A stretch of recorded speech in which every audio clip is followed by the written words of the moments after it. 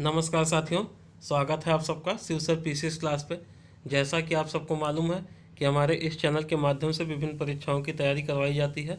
उसी क्रम में देखिए आज से एक नई श्रृंखला को प्रारंभ किया गया है, जिसमें हमारा टारगेट 10,000 क्वेश्चनों को करने का है। ठीक है, इसमें आपको डेली 30 क्वेश्चन करवाया जाएगा जीके जीएस के, जो कि सभी सब्जेक्ट को मिलाकर है, किसी एक सब्जेक्ट से नहीं उठाया गया है।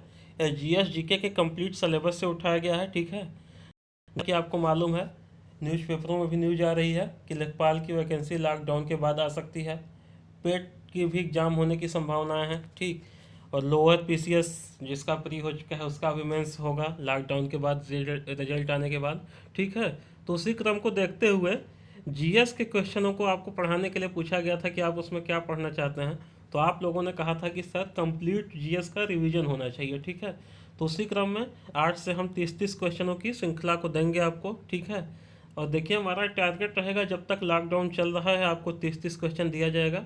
उसके बाद जैसे ही लॉकडाउन खोलने के बाद कोई भी वैकेंसी आती है, उसके बाद हम इस क्वेश्चन की संख्या को बढ़ा देंगे। 30 से 50 किया जा सकता है, या आवश्यकता पड़ने पर 100 भी किया जा सकता है। ठीक है, क्योंकि हमारा टारगेट रहेगा कि आपका कोई भी जो पहला एग्जाम पड़े उसके पहले आपका 10,000 क्वेश्चन कंप्लीट करवा दिया जाए। ठीक, तो इसी को देखते हुए हम लोग आज से 30-30 क्वेश्चन पढ़ेंगे।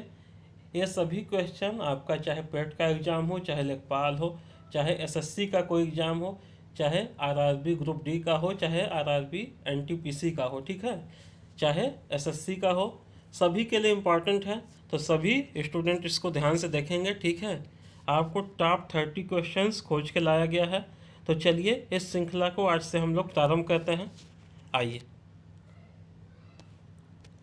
देखिए आज का पहला क्वेश्चन क्या है आपका।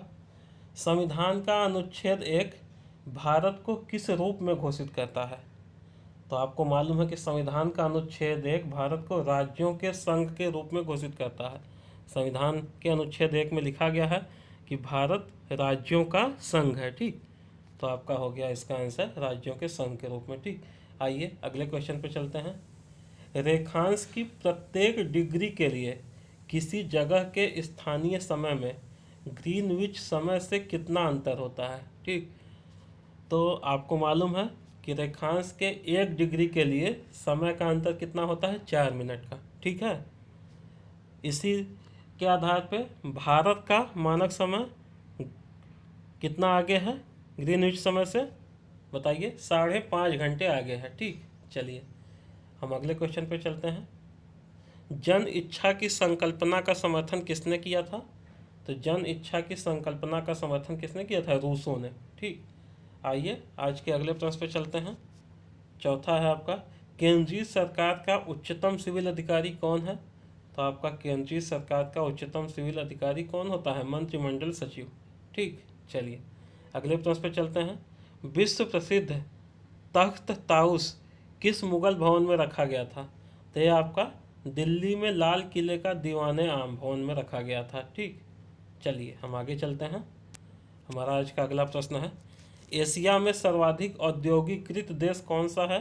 तो आपका एशिया का सर्वाधिक औद्योगिकृत देश कौन सा है, जापान है। ठीक, चलिए भारत और चीन के मध्य सीमांकन करने वाली रेखा कौन सी है। तो भारत और चीन के बीच सीमांकन करने वाली रेखा मैकमोहन रेखा है। और आप बताइए भारत और पाकिस्तान के बीच कौन सी रेखा है। तो भारत और पाकिस्तान के बीच रेड क्लिफ रेखा है। ठीक, चलिए अगला प्रश्न है आपका, 1921 के वर्ष को ग्रेट डिवाइड का वर्ष क्यों कहा जाता है।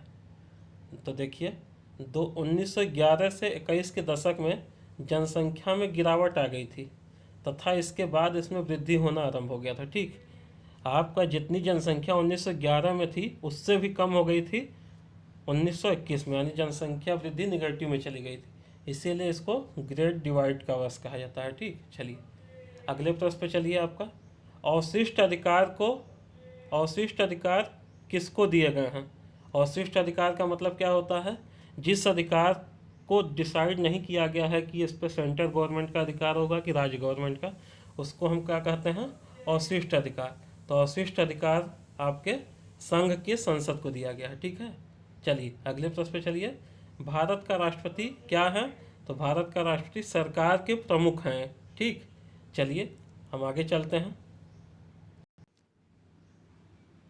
चलिए अगला आपका क्या है, DTP का पूरा रूप क्या है।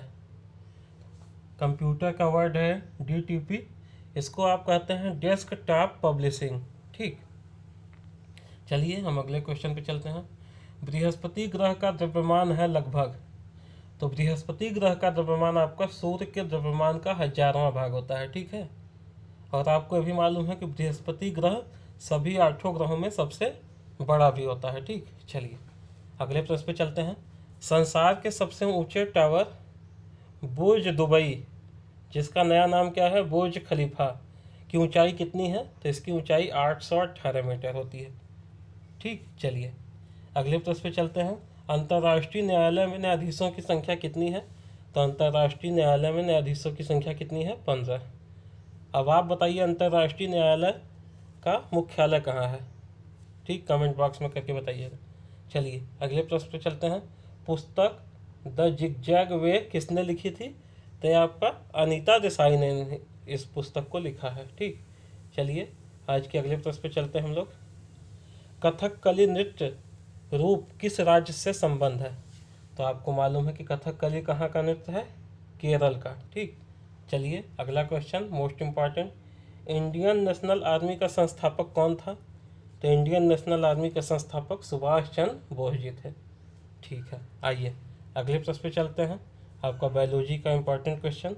DNA में ग्वानिन और साइटोकिन के बीच, किसके किसके बीच, ग्वानिन और साइटोसिन के बीच हाइड्रोजन बंधों की संख्या कितनी होती है, तो आपका 3 हाइड्रोजन बंध पाए जाते हैं ग्वानिन और साइटोसिन के बीच।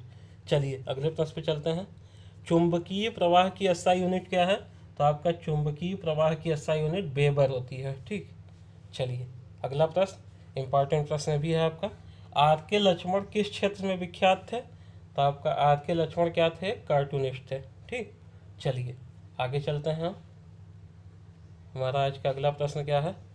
प्रकाश विद्युत प्रभाव धातु के सतह से किस स्थिति में इलेक्ट्रॉनों के निष्कासन के रूप में व्याख्यायित किया जाता है। ठीक, तो देखिए जब एक उपर्युक्त तरंग दैर्ध्य का प्रकाश उस पर गिरता है तो इलेक्ट्रॉनों का निष्कासन होता है। तो आपका आंसर नहीं क्या हो जाएगा, उपर्युक्त तरंग दैर्ध्य के प्रकाश उस पर गिरे। ठीक, चलिए यक्स किरणें किस प्रकार की होती हैं, इंपॉर्टेंट क्वेश्चन। देखिए किरणें 2 प्रकार की होती हैं, एक विद्युत चुम्बकीय, एक यांत्रिक। तो यांत्रिक के लिए माध्यम की आवश्यकता होती है और विद्युत चुम्बकीय तरंगों के लिए माध्यम की आवश्यकता नहीं होती है। तो यक्स किरणें किस प्रकार की तरंग हो जाएगी, आपका विद्युत चुम्बकीय तरंग। ठीक, चलिए वर्षा का बूंद का आकार गोलाकार किस कारण से होता है, तो देखिए वर्षा के बूंद का गोलाकार आकार पृष्ठ तनाव के कारण उसके होता है। ठीक है, चलिए आगे बढ़ते हैं हम। अल्फा बीटा गामा की वेधन शक्तियाँ अपने अवरोही क्रम में किस क्रम में होती हैं, तो सबसे पहले अवरोही का मतलब समझिए। अवरोही मतलब होता है बढ़ते से घटते क्रम में, सबसे पहले सबसे बड़ा रखेंगे उसके बाद छोटा छोटा होता जाएगा। तो सबसे ज़्यादा वेधन शक्ति गामा की होती है, तो आपका हो जाएगा गामा, फिर बीटा, फिर अल्फा। यदि यहीं आपका आरोही क्रम में पूछा होता तो अल्फा पहले हो जाता, फिर बीटा, फिर गामा। ठीक, चलिए अगले प्रश्न पे चलते हैं। MS एक्सेल में कौन सा प्रकार सूची के अंतर्गत उच्चतम मान ज्ञात करने के लिए प्रयुक्त किया जाता है, तो आपको उच्चतम मान के लिए क्या प्रयुक्त किया जाता है, मैक्स का। ठीक, और न्यूनतम मान के लिए किसका यूज किया जाता है, मिनिमम का। ठीक, चलिए आगे चलते हैं हम। हमारा आज का अगला प्रश्न क्या है। उत्पादक के उत्पादन की लागत, क्या चीज़ पूछा है, उत्पादक के उत्पादन की लागत किस आधार पर निकाली जाती है, तो यह आपका मजदूरी, ब्याज, किराया और सामान्य लाभ की राशि के आधार पर उत्पादक के उत्पादन की लागत को निकाला जाता है। ठीक, चलिए अगले प्रश्न पे चलते हैं। केसरी समाचार पत्र किसने आरंभ किया था, तो केसरी समाचार पत्र किसने किया था, वीजी तिलक, बाल गंगाधर तिलक ने इसको आरंभ किया था। ठीक, चलिए भारतीय संविधान कब अपनाया गया, आप सबको मालूम है 26 नवंबर 1949 को। मानव शरीर में सबसे छोटी अंतःस्रावी ग्रंथि कौन होती है, पीयूष ग्रंथि। ठीक, आगे चलिए। सीड्स पत्तों पर पीले धब्बे किसकी कमी के कारण होते हैं, तो ये आपका मैग्नीशियम की कमी के कारण होता है। ठीक है, तो चलिए यहाँ आज का हमारा 30 क्वेश्चन समाप्त होता है। इसको आप एक बार पढ़ लीजिए, ठीक। और इसमें से जो क्वेश्चन आपको लगे कि हमको नहीं याद आता है उसको एक नोट्स पे लिखते चले जाइए, आपको पूरा लिखने की आवश्यकता नहीं है। इसमें से ज़्यादातर क्वेश्चन आप लोगों को आता होगा, हो सकता है प्रत्येक वीडियो में किसी को 2 क्वेश्चन ना आता हो, किसी को 5 नहीं आता हो, किसी को 10 नहीं आता हो, तो आप केवल उसको लिखते जाइए, एक कॉपी बना लीजिए, उस पर लिखते जाइए, जिससे कि आपको अंतिम में रिवीजन करने में आसानी होगी, ठीक है। तो चलिए हम इसी तरह आपको डेली वीडियो लेकर आते रहेंगे 30 प्रश्नों की श्रृंखला को। तो मिलते हैं अगले वीडियो में, तब तक के लिए धन्यवाद।